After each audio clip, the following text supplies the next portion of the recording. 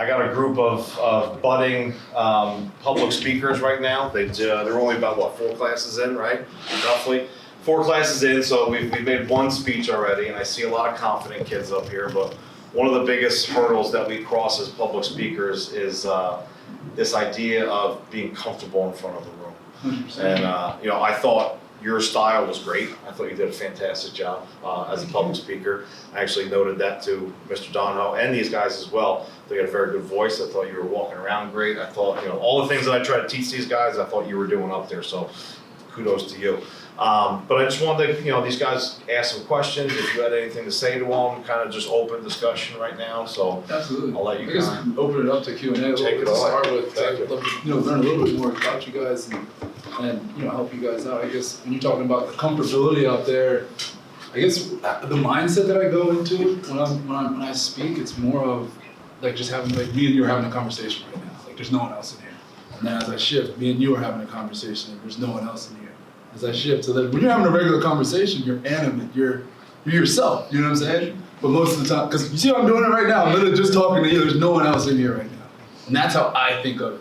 And then, but when you're locked in and you're in front of an entire room, you're just, what happens? You freeze up. You're like, holy crap, there's so many people in here. And then all of a sudden you start sweating. It's true. Everybody knows public speaking is one of the scariest things to do out there. But I mean, how I think of it is, like even today, I got a little nervous before I went out there. It's like weird feeling because you're like, I shouldn't be nervous. Played in front of 70,000 people before. Played in front of 100,000 people before. But then it's just like, wait a second, I can do this. And then I literally, I don't know if anybody saw me. I started like dancing a little bit. And then it's because it really comes down to being yourself. And it really comes down to back to when I was telling you guys, like even after that experience, talking about small tweaks, stuff really did get quiet in my head after that experience because like, if I screw up, if I stutter, if I forget everything I'm saying, I really don't care. Like, there was someone who messed up today, I believe. But, I mean, she kind of cared, but I forgot 30 seconds later. Most people forget if you mess up, at least if you're being genuine about what you're talking about. A lot of people mess up, getting a lot of, pauses and can't figure out what they're talking about because they're not talking about something that they're being genuine about. They watch a bunch of public speakers and they just want to copy their message, copy their whatever, and then you're not speaking from the heart. Because like it really comes down to like how I do my speech. I'm not sure how you guys do it. Sometimes type out an entire speech or something like that. How I do it is I know my truths, I know my stories, and I know my talking points. So can I ask you a question? Yes, Do you write your speeches out ahead of time as a whole? No. Good. See, I told you guys. Right? You didn't want to believe me. I wish I try to teach I left my notebook in the car, but I try to teach these guys as minimal of an outline as possible, because when you're looking at your speech, you kind of lose track of the approach of what it's going to look like, and you look robotic. Oh, especially especially if you have something in front of you. Honestly, when it's off the top of my head, it's off the top. But when it's in front of you, if you have an entire speech, oh my gosh! If you have to do that, something I would recommend because I've done it before is like massive spaces between each line, so you can actually read. Because what happens is you're reading, you're locked in, you're doing the thing you're taught in school: read, look up, read, look up, read, look up, and it does not look genuine. It's just like. Everybody's taking not a public speaking class 101, everybody's taking a presentations 101. And they tell you, every 5 seconds, every 10 seconds, make sure you fake like you're engaging with the audience. Whereas if you actually have a story, you have a truth to yourself, that's when you really need to figure out when you're speaking about something and you know it, actually know it, because now you're speaking from your heart and your brain, you're not speaking from memorization, copy, paste. Yeah, it's kind of a little tidbit on how it makes it so much more relaxing out there. Like it's just like, as soon as you get out there, you just lock in. I try and lock in with somebody. It makes people uncomfortable too, because it's like, oh my gosh, he's staring at me. Oh my gosh, he's staring at me. You know what I'm saying? It's like, it's what? I'm kind of doing the face right now. I'm staring at you. But it's true. It makes it so much easier. Like it's calm. You can have a conversation with me, but because you have a conversation from the entire school with me. Same exact thing. Hey, you guys got any questions? Anything, don't be embarrassed, same thing. Who cares what your question is? Like seriously, what's up? So like, what made you like want to go and speak to people about your story? And it's more of, I'm only 26 years old and I see I see a lot, and I can connect with every last one of you. Me and you, if all of us have a 2-minute conversation, we'll wind up going off on a tangent for 2 hours. And I believe that my story, it has the ability to motivate and change someone's life if you actually hone into what I'm saying. I think let's say 97% of the people, they're not gonna really do much about it. But those 3%, if I can connect with those 3% of people in each crowd I speak with, all it takes is one person, that's my life changed. Today, I had a heartwarming hug with the lady in the office. She told me about her own story, that she was on life support, and she understands my perspective. My goal is accomplished. Were you ever afraid of public speaking? Yeah. More of like, not afraid, it was just more of, I think it was more of just getting over it. Like most people, fear is a weird, but it's a screwed up thing. Yeah. When you're thinking about fear, for example, are you afraid of heights? No. You afraid of skydiving? Yeah. Yeah, I see what you're saying. If you were to skydive, that whole entire, the night before, you're gonna have a rough night of sleep because you're like, oh my gosh, I gotta skydive. Yeah. And Will Smith, YouTube the video of Will Smith. Skydiving, I saw that, yeah. But YouTube his thoughts about it and his thoughts on fear, because he was like, I was hanging out with all my friends, and he's wealthy, so if he wants to go skydiving tomorrow, he can. And somebody made a joke about, hey, like we should go skydiving, like joking. I think he was in America, and everybody was like, yeah, and he was just like, yeah. But kind of like real life, he was like, oh my gosh. He said literally, it was like, I don't know, it was midday, and the rest of the day, all he could think about is just freaking out about skydiving, just like, oh my gosh. He slept for like 2 hours, like freaking out the next morning, getting in the plane, like, I can't believe I'm gonna do this, oh my gosh. But he's holding onto the door, they push you, and the fear's gone. You were scared for 12 and a half hours leading up to the actual moment, and then the moment happened, and there's no fear. Do you know what I'm saying? Like, Yeah. You can't let something like that consume you if you really appreciate your time. It's hard to get over, it takes time, but the more you just step out of your comfort zone, that fear just kind of it turns more into like, it's almost like excitedness. It's like, bring it on, and you just do it, and then there's no fear. Right. You know what I'm saying? Does that answer your question? How do you use your, you're a former athlete, obviously, not former, you're still a current athlete, I apologize. You're in the world of athletics, and how do you use that, we got a couple of athletes in here, I was a coach for a long time here as well. There's that nervous butterfly feeling before a game. There's that, the week of preparation for a football game kind of leads up and your emotions get bigger and bigger and bigger and bigger. How do you use that experience to now kind of go into your now public speaking experience? How has that helped you? You talk about fear, you talk about getting over it. How has that little moment, those moments of your life in athletics prepared you for what you're doing today? I think it comes down to really just motivation. When it comes to like athletics, I used to be a football player, still a football player, crazy life, in front of a lot of people and all that kind of stuff. Transforming it into becoming like a speaker and using that, it really I think competition just brings out the best in you. And I see, I don't see everything as a competition because I'm not like a win-loss person. It's more of, I get the same feeling of I can't explain that juice that you get before a game or something like that, you don't know if you're scared, you're anxiety, you don't know if you're nervous, you don't know if you're excited, you just know you're in that moment. And I remember literally backstage before I went out and talked, it was just I literally had to talk to myself yo, this is just like football. And it kind of came to more of a realization, I've had this feeling, straight vision, University of Phoenix Stadium, Cardinals, in front of 60,000 people, first game, and you're just you see yourself on a freaking, one of those Jumbotron things. It's a wild feeling. Coming out of, I went to Monmouth University, I'm a regular guy. I used to play in front of 3,000, 4,000 people on Saturdays. Undrafted, went through that whole long process. So I still carry that chip on my shoulder. Now I'm speaking in front of 200, 300 people. It's the same thing. The lights go on. You're either gonna fold or you're gonna rise up to the occasion. Do you find yourself putting on an alternate persona when you're up speaking? No. See, that's kind of where I was talking about. Some people posture to be somebody they're not being, or telling a story that's not their story. If you're telling your truth, there's nothing to be back to it being quiet. Like, if you don't like my story, then it's up to you. That's for you to decide. I know I have a story. I know I can connect with somebody in here, and it's more of like, you see it. Like, I know, like, you can see it's not genuine when you see someone not being themselves. Like, you'd be able to notice if I wasn't, you know what I'm saying, being myself. So it's like, no, it's something that I don't want to do. I don't want to ever do. And people do that for money. People do it for fame. People do it for all types of ulterior motives. But no.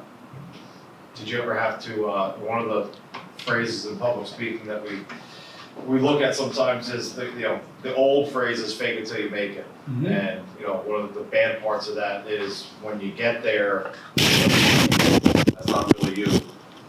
One of the concepts that I try to teach these guys is fake it till you become it, until you add your personality into it. And the faking part for us is really like I'm scared as all hell, but I'm not gonna show any fear. Or I don't feel confident, I'm gonna go out there with my head held high and my shoulders back. Mm-hmm. Until you get to the point where you're no longer faking it, that is you from here on out. Do you feel like that applies a little bit to what you've been doing? Yeah. Yeah. It started back when I was at Monmouth. So I guess that's probably when I first started speaking. Like, whenever there was a community service event to go speak or read to kids or something like that, I think my first thing, reading to like a group of like a massive, like 100 kids. And it was like, I was scared as all hell, but I remember like just trying to like act like you've been there before. It's kind of just like a way you should, I wouldn't say go about life, because be yourself, but act like you've been there in the right situation. So it was really like, I was so uncomfortable. I didn't first of all, kids' books, it was extremely hard. Like, go back and read a Dr. Seuss book and see how tough it is. That might be one of the toughest crowds you'll ever Oh my too. gosh. Those small kids. But I know that feeling. Like, it's almost like it's back to sacrifice who you are for who you want to be. So if you want to be a speaker, then act like it. You know what I mean? Don't fake it. Don't rent a Lamborghini and pull up to a keynote speech like, yeah, it's me. And then 2 weeks later, I see you at Starbucks and you're in a Toyota Camry. That's faking it. There's people who, like those people you see on Instagram that's making you jealous, that are like 20, 21, 22 in private jets and all that. Trust me, they're faking it. It's not real life. It really isn't. And it really, like, from a psychological level, like, it ruins teens like you guys, because like you get that feeling of, oh my gosh, like, damn, I should be there. How could I do that? Or how did he do that? He's only 20 years old. He must be that fast. Like, now your mindset instantly goes like, how do I get rich quick? Or how do I get to be a public speaker speaking in front of this quick? You don't have to do that. Like, for example, I'm a new public speaker. Like, I've been speaking since at Monmouth, but I'm just new to becoming a professional speaker. Like, last night, spoke to 6 people. Same day, spoke to like 7 people in a small circle group setting. I'm not faking it. I don't want to be on a big stage. I literally wanted to, my passion is interacting and impacting people, so I'm doing that. What is your, so you're just starting kind of your tour right now? Yeah. Public speaking? So I've like I said, I'm a real estate investor as well. Yeah.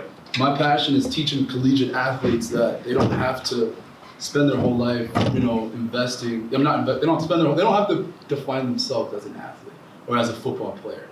And shifting that millennial mindset that you can invest in real estate for free. You can network your way into a real estate deal. Or how I bought my first apartment complex and really not much money came out of my pocket in doing it, but most people don't know that because you're not going to find that in Google. It's deep in books, and I've spent hours and hours and hours and hours reading books. It comes back to just speaking your truth. I'm regurgitating information. I'm not faking it. You know what I mean? But it's really, really, it helps because people can connect with it and they take it and run with it. How did you find what you were like passionate about? What, like, was there like a moment where you're just like, this is like what I want to do, or like what led you to decide that to be real estate? Speaking or real estate? Either way, just like in general. I remember real estate, I remember that, like, the first time I became passionate about it was is it February? It was January 3rd, and last year's off season, I really because I only had six different units, like 2 different properties, 6 property units, and I wanted to like really put my foot on the gas. Like, I don't want to just be this small time investor, I want to make it big. So I put the work in back, it was like all in November and December, because I was on the practice squad at the time, so I had a lot of time. Like most people think they're busy, but they're really not busy. So I was spending, like you don't even want to know how many hours, it'll make you throw up, but like it's what you're passionate about. And I was already, like I said, a real estate major, but once that off season hit, I set myself up to visit 5 different markets that I wanted to invest in. And so I needed to go meet different brokers, property managers, and attorneys. It was like maybe 3 weeks long of going city to city to city, meeting people, checking out properties, walking out, and it was just like, I'm on fire right now. And like, you know when you feel on fire. It's not like you can't fake it, there's no direction, there's no handbook for it. You know what lights you up, it makes you feel on fire. That's what it was. And since I've been speaking too, like, I've dabbled in it. Yeah, I see it. I've dabbled in it, in speaking and all that. And like I said, Monmouth and in the NFL, I would always do the community service events. Like just, they set it up and I just go. Like it was awesome and that used to make me feel on fire. And that's what it is. You literally follow the elements. Whatever you're feeling, you follow it. So your body's not gonna lie to you. How do you find motivation to chase your dreams? Like I'm an aspiring singer, but like I can't find the mental motivation to practice and try to write songs every day. What do you want to be like when you grow up in terms of like a singer? What do you want to do with that? I hope to one day play on the stage in front of thousands of people. That's awesome. How I think of it, it's more one thing I would definitely do, just like straight up for motivation. Check out a dude named Gary Vaynerchuk. Like check him out, YouTube him, and just like consume him until he can't be consumed anymore. What was his name? Gary Vayner. She said she knows him. She loves him. So just get her from there. I'll DM him to you. But really, how I think of it is, and it's very radical. I hate to think of it this way, but think of the 5 people you love the most. Now think of them dead. Okay. But no. But now, think about how grateful you are that they're in your life. Think about how grateful your life is and how precious it is, and what you actually want to do and how much you want to take advantage of it. Do you want to live another 3 years, 4 years, 5 years, 6 years, 10 years, 20 years? And now nature takes its course on them and yourself, and you get to do what you wanted to do. That's how I literally go back to hating. When it comes to motivation, I go straight to hating. It's like, I should and could be dead right now. So why wouldn't I go chase my dreams? If that's what you're truly passionate about. If you can't find that motivation to actually sing and all that, maybe it's not your passion. And I'm not trying to tell you what your passion is, but if you're passionate about it, like I can stay up 24 hours a day doing real estate because I'm passionate about it. Like yesterday, I woke up at 5 in the morning, was in New York City, was in North Jersey, was in Monmouth, and then back in South Jersey at 11:30 at night. Woke up at 5:30 to come up here this morning. And I'm going to St. Louis tonight because I'm passionate about this. Do you know what I'm saying? Like, it's not like, there's no real secret to the sauce. It's what lights me on fire. So I can keep a motor running. Like I can literally be on calls from 4 a.m. to 7 in the morning and then go to football practice. You know what I'm saying? Like most people can't do that because they don't really know or trying to figure out what their passion. Once you figure it out, like, just let it take you to wherever you want to go. How did that you want to just do more with what you want to do? Like obviously you're a football player, but when were you okay, I also want to do this? Because right now, I dance, that literally takes up all my time except for the weekend, and I'm still doing stuff on the weekend and that. But obviously everything takes up so much time. It comes honestly to the core. It's who I am. I'm an entrepreneur to the core. I'll take you back to when I was in 5th grade. I'm having my dad, my brothers, anybody drive me around on Craigslist and places so I can go cut grass, because I knew how to cut grass. Cutting grass, that's how I got my first cell phone. As soon as I got to middle school, the boxes of Skittles, they come in 36 boxes of Skittles. My mom had a Sam's Club membership. Those boxes of Skittles cost $13. $1 a Skittle box, your spread is $23. I used to sell 2 boxes of Skittles a day. Like I can say all this stuff so fast, this is my truth, I'm not BSing you. And as I got older, when I went to college, my freshman year, actually before college, senior year summer, my little brother cracked his iPhone. And my dad said, I'm not fixing your phone anymore, it costs too much. And I was like, let me check it out. And I went on YouTube and was like, how to fix a phone. Bam. I was like, oh snap. Bought a little phone screen, took me about 6 hours to fix his phone. But it worked. And I was like, ding! Grabbed my phone out of my pocket, took it apart, put it back together. Took it apart, put it back together. Took it apart, put it back together until I could do it. Came to Monmouth University as a freshman. I was the iPhone repair guy. $30 to buy a screen, $60, like the mall charged $100 to do it. It's like I don't need $70 spread per phone. It's just me, so I charge $60. And literally, it fed me in college. Like I fixed 4 phones a day. You do the math. And the iPhone 6 is what ultimately put me out of business. It was too expensive, and if I didn't have a store or enough product, it wouldn't work. So I mean, it was like I'll go a whole nother level from there. I realized that after fixing those screens, all the cracked screens I had, I could go sell them to a recycler in another state, and they pay me $5.25 per screen. It's like awesome. So every screen I get another whatever on top of that. Then I was like, hold on, how many people know this? So then I started hitting up iPhone repairsmans in the area. Say, yo, I'll buy your screens from you for $2 or $3 or $4, like 500 of them. Literally sit in my dorm room, bubble wrapping each individual screen, putting them in a big box and shipping them to Alabama. And they sent me a check back every time. Like, I don't know how to get you to that point, you know what I'm saying? Like, that's who I am. You can't force that. That's just what it is. Like, you're a dancer, that's your passion. You know what I'm saying? Yeah. Did that answer your question? Are you still like very passionate about football? Or are you planning to like stop soon? I'm in the process of retirement. Really? I'm not passionate about football. Football's Yeah. a job to me. Don't Like, see the way why. some people look at working at McDonald's, no disrespect, or Starbucks or anything like that, the same way I look at playing football. It's just a spacer to get me where I actually want to go. Yeah. Anybody else? Why did you decide to continue with that route then? Which route? Football? Well, I mean, you came from Monmouth, you know, no disrespect, you weren't drafted. Yeah. You know, Why would I it's- double down on that? So, you know, we had a guy come out of here a couple years ago, Garrett Sickles, Yep. who LA went Rams? undrafted, ended up on the Rams eventually. But you know, I had a good connection with Garrett, and you know, I know his struggle. I know how much it took. I know, especially being undrafted, that's a hard process to get into the NFL from there. I mean, if you're not, Tell me about it. I know you know. If you weren't, you know, were you as passionate then or were you more passionate then than you are now, or did you always know that you were going to use this as a vehicle to another end? I'm all about delayed gratification. I'm not about like the fast run. I like literally since I was a rookie, I've been talking about football is literally like working at McDonald's for me.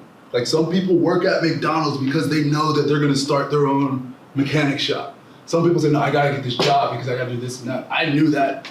You know what? Back to what I said during the speech, take advantage of the opportunity of a lifetime for the lifetime of the opportunity. I was like, you know what? I got a small window. My little brother just went to the NFL. I was like, I'm also a competitor, so if you can do it, I can do it. I don't care. It can be whatever. It can be mountain biking. I don't care. I've grown up with this kid my whole life, and I'm like, he just went to the NFL. I can do that. And I was like, this is kind of like it can be a little hop, skip, and a jump, but this grind and like the leverage of I'm like thinking like 100 steps ahead. Like, I knew that going to the NFL, having this platform, I can leverage this platform with different relationships in the real estate industry. What Giants fan, millionaire, isn't going to respond to me? What Cardinals fan, millionaire, isn't going to respond to me? What Lions fan, millionaire, isn't going to respond to me? Hi, I'm so-and-so and so-and-so. I'm a real estate investor, really looking to learn more. I'd love to connect with you. Like, it was a long-term play. Like, this isn't when I was a freshman in college, my undergrad is business with a concentration in real estate. That's my degree. More questions? What did it Anything? feel like? Any advice? Anything? Was there anything that you were like, you felt passionate about in the past and that passion kind of dwindled, or like? No, it's more of like, I'm passionate about music. I love music. I play the saxophone, I play the piano, and I play the drums. Wow.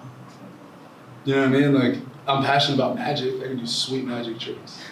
Like when I was in middle school, I used to wake up 4 a.m. My mom used to, well, it's two different things. My mom used to drive me to go work with this teacher who was a magician. So every morning I do magic tricks in the morning. Like I'm not scared to be a magician. I don't care. It's corny, but who cares?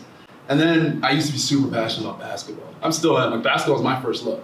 I was gonna quit football my junior year of high school so I could focus on basketball because I never could work on my basketball craft during football season. So I was like, I'm at disadvantage and like I really want to go to college for basketball. So blah blah blah blah blah blah. And my advisor, who was my teacher, my advisor, who was my coach, said, football teaches you things that I can't teach on the basketball court. So stay with it for one more year. And if you hate it, then your senior year you can stop playing football and focus on basketball. And my junior year was my breakout year in terms of football. It just comes back to being self-aware of who you are and what's actually going on. Like as a junior in high school, I realized I was a lot better at football than I was at basketball. I had a lot bigger opportunity to go to college for free with football than basketball. And I knew I wasn't going to college unless it was free. So it's real practical. It's like I have passions everywhere, but I don't let those passions dwindle. Like I'm passionate about my friendships and I value that like to the most part. Like it's just whatever you're passionate about, make it align with your life and then throw away all the BS. Like I don't have cable TV. I'm an NFL player, but I don't have cable. You know what I mean? Like it's small things. I don't watch Netflix. Like I don't know what's out right now on Netflix and all that kind of stuff because I don't care. It's just a waste. It's a time waster. Where'd you grow up? Sicklerville, New Jersey, so Winslow Township, it's South Jersey, about 15 minutes from Philadelphia. So I grew up a diehard Eagles fan. Sorry. But yeah, I'm from South Jersey, but then I went to the Petty School in Central Jersey for high school. So I went to boarding school for high school. Were you redshirt freshman year? Yeah, bro, I was a bench player. When I say a bench player, like when you say bench player, I'm talking like I didn't travel until like my senior, it's like sophomore, junior year because like there's not enough space for you to travel. Like I was trash. Like it's just what it was. Somebody else, Yeah, I had the same question. Sorry. where I grew up? Yeah. South Jersey, yep. Do you think that, I was fortunate enough to wrestle in college and play sports in college as well and a lot of fun, but it's very competitive there. And a lot of it is kind of like ego when you get to there. You're not, you're no longer the big fish in the small pond. Now you're a big fish in a big school of fish, a big fish. Do you think that an early experience of you kind of, as you said, being a bench warmer, do you think that helped your motivation to where you are now? You know, sometimes it does take a lack of success to become successful. Do you think that plays into why you are the way you are? 150%. Like when it comes to one, delayed gratification, and two, like trusting the process, like I had to really trust, like you guys, Sam, I wanted to transfer my freshman year, but I didn't. Like I was just like, I knew deep down I was good enough because I know myself. Like I know we go out and play on the playground. Like you're the captain, I'm the captain. We pick a bunch of people. Like I'm a ball, but like in the structures of like a football team, it might not. There's politics and all that. And it was just like I had to wait my opportunity, straight up. And a lot of people who were in that same position, it's screwed up in that process. They got kicked out of school, they were BSing, they failed out classes, partied too hard because they weren't playing anyway. And I really just, like I doubled down on, I gotta get better and get out there. Like I know, there's no way that you're paying me to go to school here and I'm not playing. You know what I mean? And like my fourth year going into my junior year going into my senior year, because like back to thinking so far ahead, I still wasn't thinking about going to the NFL. Going into my senior year, I was not thinking about going to the NFL. I was thinking about, I don't get on the field, I will not be able to get my master's for free. Because I redshirted my freshman year, you get to get a fifth year back. But in that fifth year, you can take advantage of it and get your graduate degree. And I realized that if my junior year, I was like, if I don't play next year, I'm gonna graduate, then like, it's the real world, like straight up. So I went to the Patriots Sunday Night Football. First time meeting him, like after the game, because he went out of Monmouth as I was coming in. And first time meeting him, and I was just like, bro, you were my motivation going through it. Because he was a lacrosse player his first 4 years of college at Penn State. And then his last year, like if the NCAA rules is if you play one sport for 4 years, you can technically do another sport for 1 year. And he was dirty at football in high school, and he's a local from Freehold, so he was like, yeah, why not? I'll play football at Monmouth. He had 12 catches and 2 touchdowns. That's it. That's it. And when it came down from that January to April, back when I was telling you guys I was training for 14 hours a day, he grinded during that time, and he got the most bench press reps out of any wide receiver in the NFL, got 28, and ran a 4.4. So I put myself in his shoes. I was like, wait, I didn't play my entire time here. You know what I'm saying? Even like that was like freshman, sophomore, junior, senior year. I was still thinking like in the back of my mind, like, I know I'm not playing, and like I still had kind of league dreams, like, but I can probably make it to the league if he can do it. He only got 1 year of film, 1 year. All he had to do was ball on his pro day, and that's exactly what I did. So it was time, those January to April before the combine pro day, I'm talking, I was a whole different person. Like, I was not myself in terms of like, I was grinding, like to a whole nother level. Like, wake up at 5, grind until about 7, get back at 8:30, eat my meal and go to sleep, do it over again. Like, for 4 months straight. What are you willing to sacrifice? For a lifetime of happiness and greatness, you know what I'm saying? It's really, what are you willing to sacrifice? Are you willing to sacrifice going out twice a week? Are you willing to sacrifice video games? Are you willing to sacrifice just BSing, all that kind of stuff to get what you want and accomplish your dreams? That's really what it came down to. Where do you think you'll be, like, if like the Haiti experience like didn't happen? I think you'd be like less motivated, and just like, or No, because I've always been this person, like to the Yeah. core. I think the Haiti experience really just made me truly appreciate the value of life and how short our time on earth can be. Truly. But like from a motivated perspective, like I had this in me from the get-go. Does that answer your question? yeah. Do you ever regret joining the NFL or?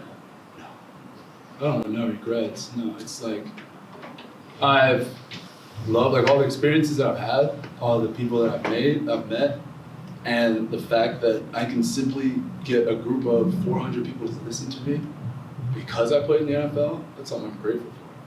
You know what I'm saying? Like if I wasn't in the NFL, you guys wouldn't give a shit about what I was saying right now. Sorry about that. I cursed too. But you know what I'm saying? Like seriously, you're like, who is this guy? Like whatever. It's serious. Like that platform puts you there, and it's like.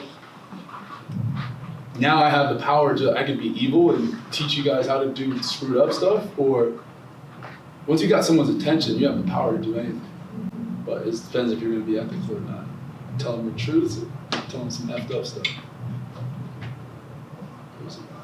What happened in Haiti, does that more like give you freedom in your life to do whatever you want and to not take anything for granted, or does it like frighten you ever, like every so often, like could this ever happen again? And like how do I move on from this? You know, it took some time. You know, I had to see some therapists and all that when it first happened.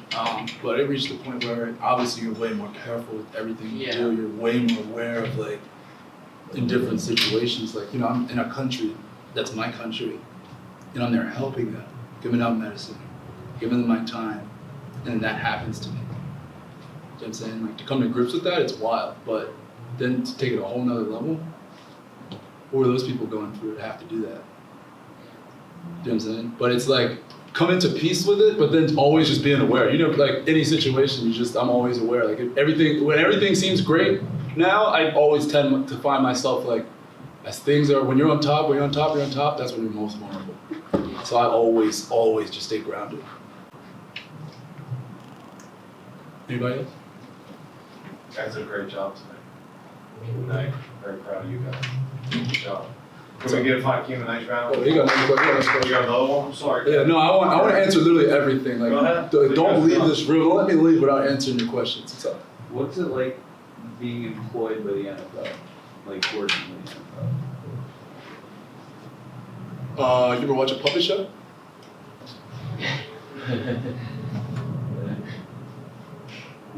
Explain what you mean by that.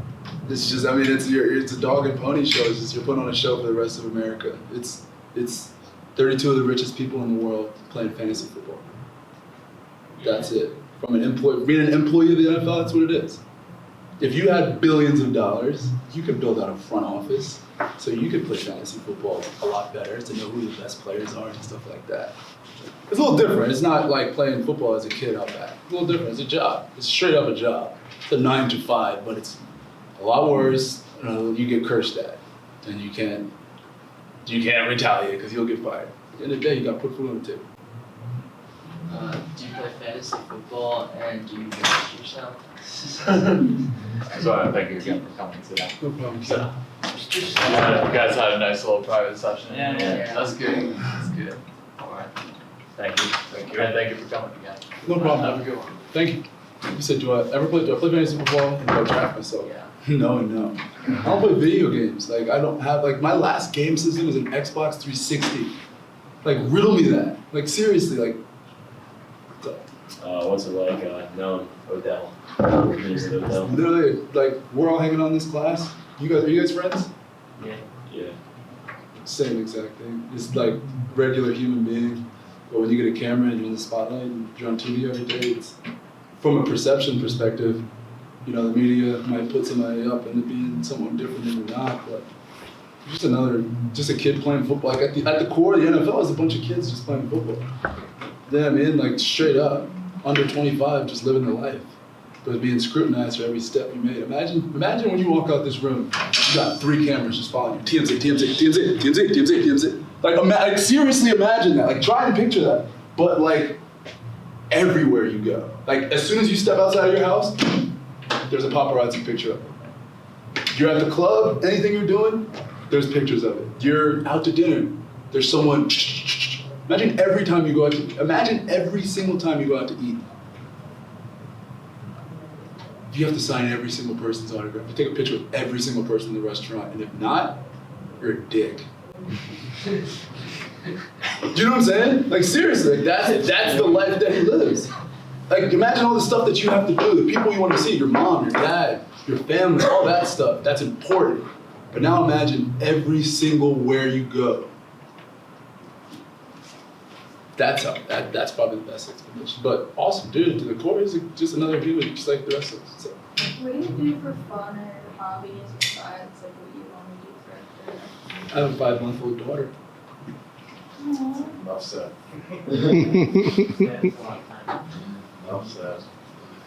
Takes up every moment of your life. That's about it. Like that goes back to your why and stuff like that. What's your why?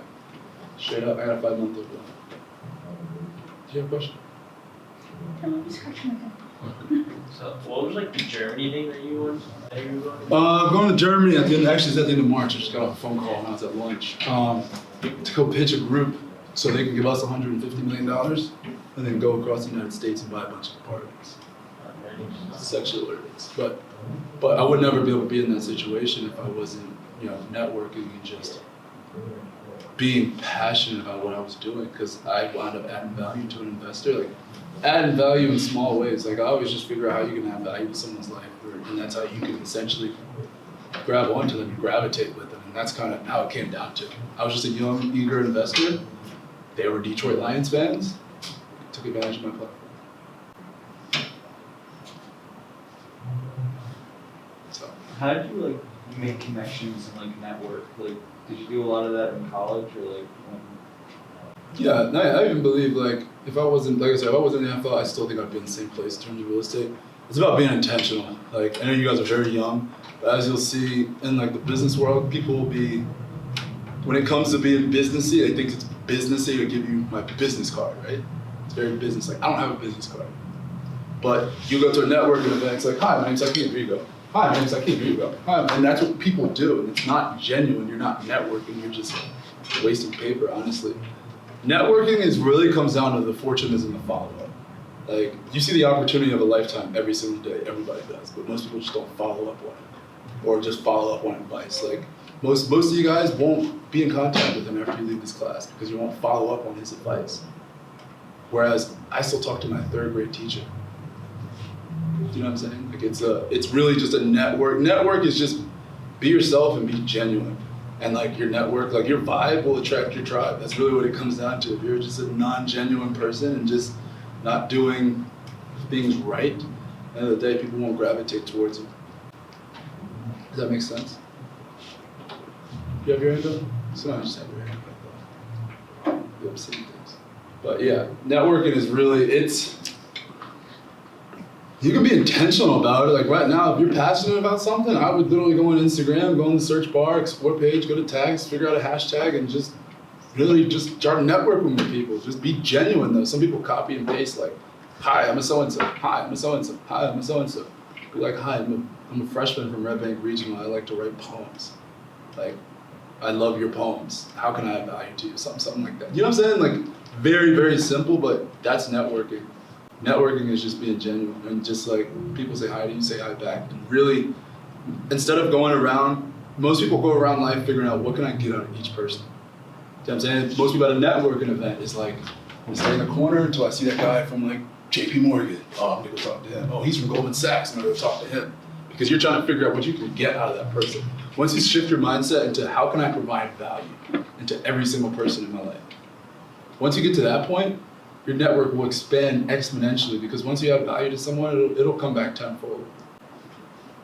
Like, for example, and I don't even know, I wish I knew this woman's name because I would love to just add her more value to her life, but I was at Apple, just got an Apple Watch. Wanted to get a new strap on my Apple Watch. Was there, the lady was like, showing us the stuff. They're really, really expensive kind of, and there wasn't really a cool selection of different watches. And she was like, hey, you should really check out this place called Casetify. It's a website, they have straps, they're a lot cooler than here, and they're a lot cheaper. She had a value in my life where she didn't really care about what like she could get out of me a sale, you know what I'm saying, on the floor at Apple. Instead, she was like, this is not what you need, this is what you need. And like that kind of stuff, like she'll get blessed tenfold in the future just because of that. Like,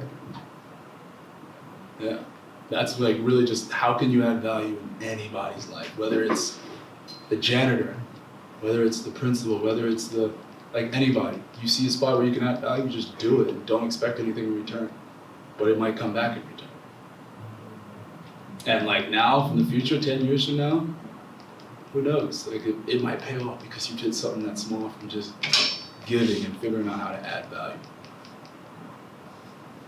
Yep. Seriously, anything. I got a 6 o'clock flight to catch. So are you gonna play next season or? No. Yeah. I'm not passionate about it. And having a daughter now, and I had her. Are you a Giants fan or no? Yeah. Did you watch the preseason game against the Lions? I don't know. I had her that morning though. But it's hard to do. You obviously see how busy I am and how many passions I have and stuff like that. Football takes up way too much time to do all that and be the father that I want to be. You know what I'm saying? Do you think it's gonna be like weird to like not play anymore after playing for so many years? No. And a lot of guys in the NFL like go through a weird stage after they get done playing is because they define themselves by football. They define themselves as an athlete. I don't define myself as an athlete. I have a disconnect from each job. Like most people go home and they go play Madden. Then they go watch SportsCenter. Then they go watch whatever game is on that night. Like I go home and I disconnect. I'm away from that life. And now I'm in real estate mode. Now I'm in father mode. Now I'm in impact mode. And like people, it's a psychology thing. Like that's your life. Football. Off season, football. You know what I'm saying? Like, when you don't have that, there's nothing. You're hollow inside. You know what I'm saying? And that's your passion. And some people are passionate about that, and they wind up becoming a coach. Like, that's their life. And, like, there's nothing wrong with that. But I have a passion. I have something that consumes. Like, I don't have time to even think about football. Like, I don't even realize I'm a football player until you guys mentioned something about it. You know what I'm saying? Like, I didn't really plan on even talking about football until I was introduced as a Giants player. But it is what it is.